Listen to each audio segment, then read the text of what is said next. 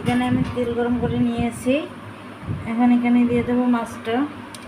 মাছটা আমি লবণ হলুদ দিয়ে ম্যারিনেট করে রেখেছিলাম 5-10 মিনিট। এখন মাছটা দিয়ে দেবো।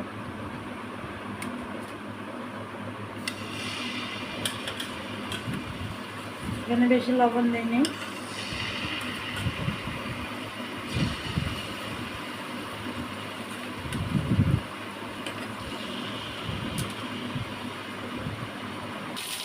মাছটা আমার একটু হয়ে গিয়েছে, আমি এখন উল্টিয়ে দেবো।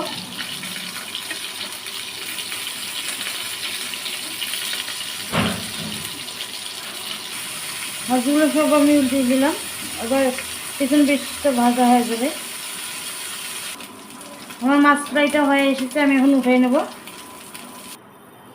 আমি এখন আরেকটা কড়াই নিয়ে নিয়েছি। এখানে আমি তেল দিয়ে দিচ্ছি 1/2 কাপ পরিমাণ।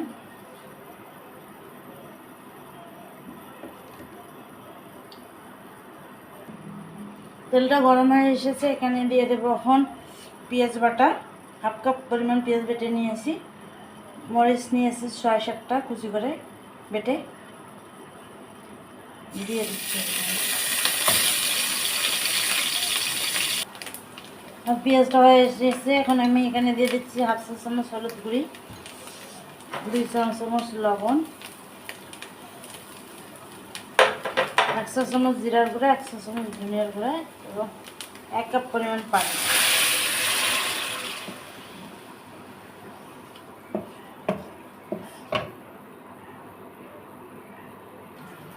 দিয়ে দিচ্ছি বড়া।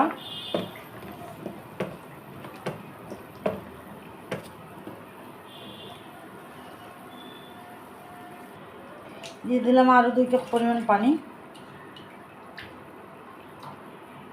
কালার আসার জন্য 1/2 চা চামচ মরিচের গুঁড়া দিয়ে দিচ্ছি।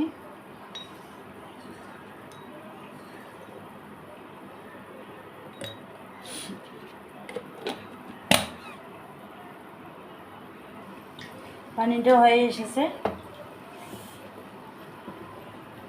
মশলাটা সিদ্ধ করে নিলাম। এখন দিয়ে দেবো মাছগুলো।